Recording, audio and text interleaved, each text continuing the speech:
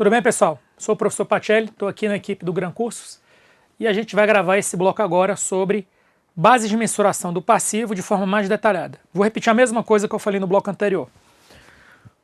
Esse tema aqui que a gente está fazendo é só um aprofundamento da análise. Eu não vou ficar passando aqui todos os slides e ler um por um. Eu vou passar os slides, que se você quiser aprofundar, você vai ler eles. Vou direto para as tabelas. Vamos ler as tabelas um por uma. E na sequência, eu vou trazer alguns exemplos para você que eu fiz de aplicação das bases de mensuração. Beleza? Vamos lá. Então, primeira coisa. Base de mensuração do passivo. Existem valores de entrada e valores de saída. Quais são os valores de entrada? Custo histórico e preço presumido.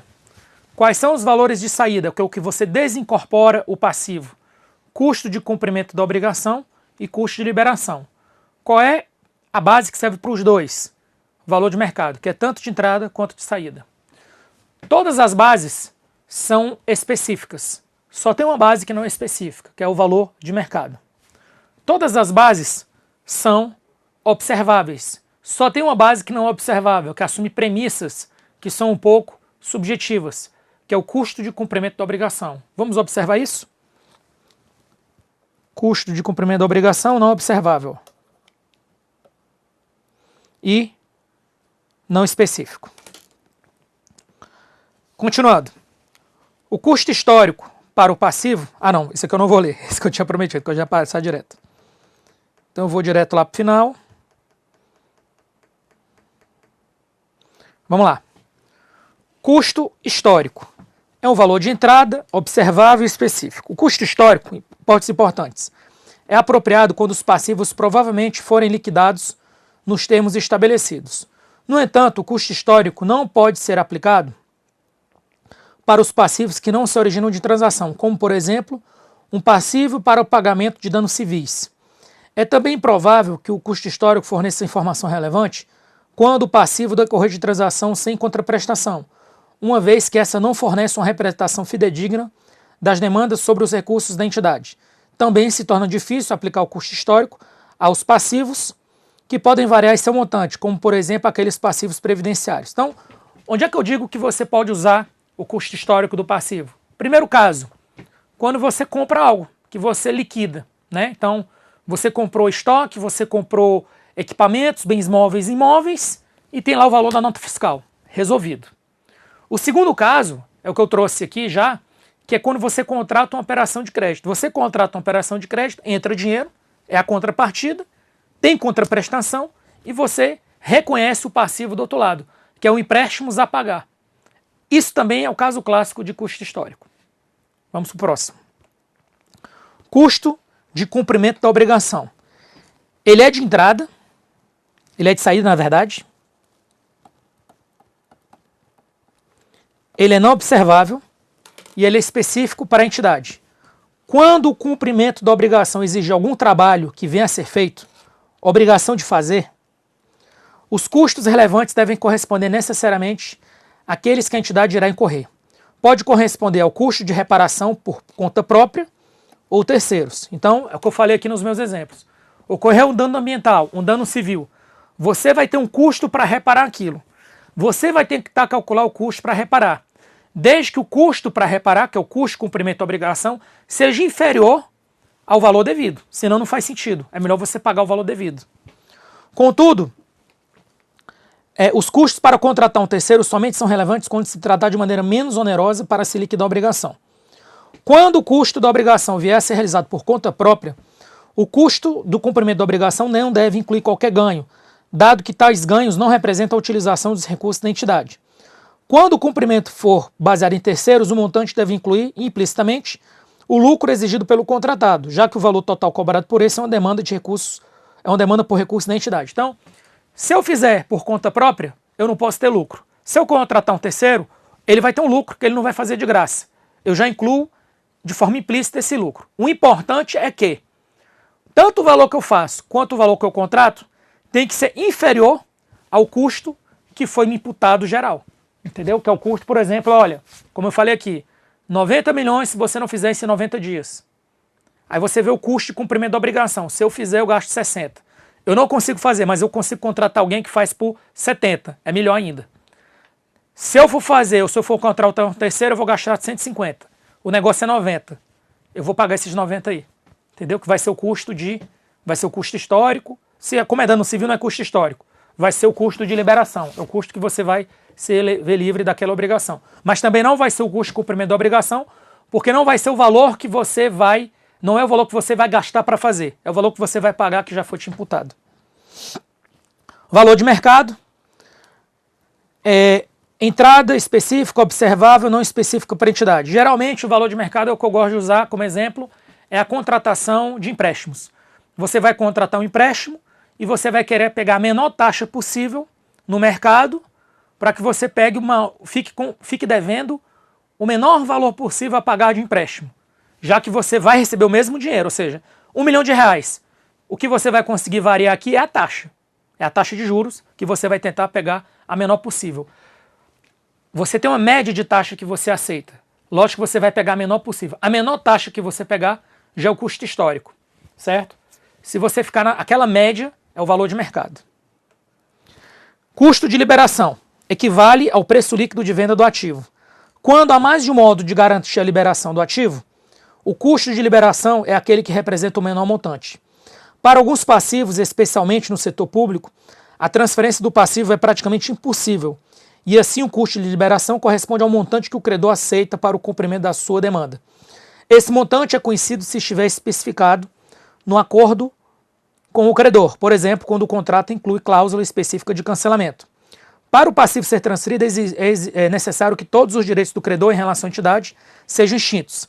Assim como o preço líquido de venda é relevante somente quando a alternativa for mais eficiente do recurso para a entidade for vender o ativo, o custo de liberação somente é relevante quando a alternativa for mais eficiente for buscar a liberação imediata da obrigação. O que ele quer dizer com isso? Você só pode usar o custo de liberação se o custo de liberação que você for usar ele for mais econômico do que esperar. Então, por exemplo, você tem uma obrigação que você pode pagar em 2 parcelas, primeira e segunda. Pagando antecipadamente, você vai ter desconto? Não. Então, não tem custo de liberação. Agora, se eu pagar antecipadamente, eu vou ter um desconto? Vai. Então, esse é o custo de liberação. Para você considerar se vale a pena ou não quitar antes. Agora, não tem por que quitar antes se você não tem um custo de liberação envolvido. Entendeu? Então, a ideia é você usar as bases de mensuração do passivo para tomar decisões gerenciais no dia a dia. Por que eu vou pagar antes se eu não vou ter nenhuma vantagem? Entendeu? Então não faz sentido. Preço presumido. O preço presumido é o termo utilizado no contexto dos passivos para se referir ao mesmo conceito de custo de reposição para ativos. Do mesmo modo que o custo de reposição representa o montante que a entidade pagaria racionalmente para adquirir o ativo, o preço presumido representa, olha o que ele vai falar aqui, o montante que a entidade racionalmente aceitaria na troca pela assunção do passivo existente. Ou seja, para ter um preço presumido, eu tenho que trocar um passivo por outro passivo. Agora, por que eu vou trocar um passivo de 10 mil por outro passivo de 10 mil? Só para me complicar? Não. Eu vou trocar um passivo de 10 mil por outro de 10 mil se alguém me der alguma vantagem em troca. Dinheiro. Se alguém me der essa vantagem, eu aceito. Beleza? Aí vale a pena pensar em trocar. Dica final. O custo de liberação é indicado quando a entidade puder ser dispensada da obrigação em montante menor do que o seu custo de cumprimento da obrigação. Ou seja, você chega lá e negocia com sei lá, se é possível negociar, né? Se não é sentença transitada e julgado, você negocia com o juiz. Diz assim, olha, o senhor está aplicando uma multa de 90 milhões. Para eu fazer tudo isso, a administração pública vai gastar 80 milhões. Só que 90 milhões eu vou ter que acabar pagando os 90 milhões. Então, se eu quero mostrar para o senhor que esses 90 milhões está fora da realidade. Por que o senhor não baixa para 70 milhões? Exemplo. Aí ele vai dizer, olha, beleza, eu vou colocar 70, porque fica mais próximo da realidade e a administração pública não precisa fazer essa reparação. O próprio prejudicado aceitou. Um exemplo. Não estou dizendo que isso é real, não, é só hipótese. Então, você só vai usar o custo de liberação quando ele tiver um valor menor do que o custo de cumprimento da obrigação. E o próximo. O preço presumido é mais relevante quando ele for maior que o custo de cumprimento da obrigação e que o custo de liberação. Vamos lá, vamos para o que interessa. Explorando as relações entre as bases de mensuração do ativo no âmbito da entidade. Situação 1. Contrato com cláusula de 20% de desconto em caso de pagamento antecipado. Custo de cumprimento da obrigação, 10 mil. Se a unidade deseja não seguir o fluxo normal do contrato e quiser imediatamente quitar a obrigação, deve-se usar o custo de liberação, 8 mil, também é saída. Então o custo de liberação é indicado quando a entidade puder ser dispensada da obrigação em montante menor do que o custo do seu cumprimento da obrigação. Beleza? Aí você vai dizer, e por que na hora que foi feito o contrato já não se colocou 8 mil? Porque o preço de mercado poderia ser 12, certo? O vencedor, quem ganhou a licitação, ganhou por 10, só que na hora, depois, você fez um acordo com o contrato, que se a pessoa quisesse receber de forma antecipada, e ela lhe desse 20% de desconto, você pagaria de forma antecipada. E ela aceitou, o fornecedor. Beleza. Custo de liberação, 8 mil. Proposta para que a União troque uma obrigação atual por outra obrigação com montante pago a maior para a União. Custo de liberação, pagamento imediato, 8. Custo de cumprimento da obrigação, 10. A União assumirá o passivo somente se o montante pago por terceiro para assumi-lo for maior que o custo de cumprimento da obrigação ou que o custo de liberação. Isso é, o montante da liquidação. Aí preste atenção, a União recebe 3 mil para assumir nova obrigação de 10 com a empresa que se compromete a assumir a obrigação anterior de 10. Ou seja, a empresa diz, você está vendo essa obrigação de 10 mil? Eu assumo ela. E em troca, eu vou te dar 3 mil. Então, na verdade, você está me devendo 13 mil. Sendo que, na verdade, entrou 3 e voltou 10 para cá. Certo? Mas eu assumi a obrigação de 10.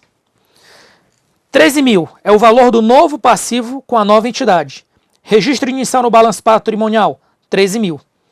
Quando da extinção da obrigação de 3 mil, pois na verdade ela vale 10, haverá um ganho de 3, pois a obrigação será baixada e a União terá pago apenas 10 à empresa, caso opte por pagar no curso normal. Ou seja, a União vai pagar 10, certo? E ela agora deve 13, só que ela só vai pagar 10 mil. Quando ela pagar 10 mil, na verdade ela recebeu 3, então ela devolve os 3 e paga mais 7. E com isso, o que acabou acontecendo? A União ganhou 3 mil. Por quê?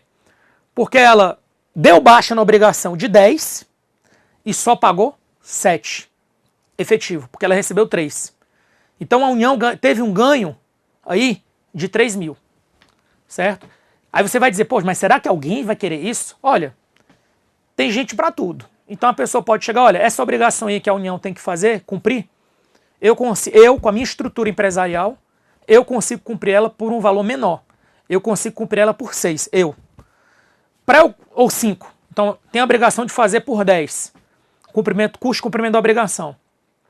Eu consigo fazer por 5, porque eu já tenho meu capital fixo, minha estrutura. Então, para a União aceitar isso, eu vou dar 3 mil para ela e vou assumir essa obrigação de 10. Eu quito essa obrigação de 10. Quando eu quitar essa obrigação de 10, a União vai me pagar os 3 de volta e mais 7, que são os 10 mil. Quando a União me devolver esse dinheiro, o que é que vai acontecer? Eu vou dar baixa na obrigação de 10, certo?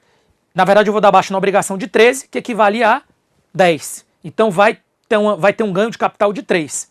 Isso para fins de patrimônio líquido, ativo e passivo. No entanto, para fins financeiros, foi o seguinte, a União tinha que pagar 10, só que ela recebeu 3 na fase 1. Na fase 2, ela vai devolver os 10, sendo que, na verdade, ela vai devolver 3 e vai pagar 7. Então, no final das contas, financeiramente, a União só desembolsou 7.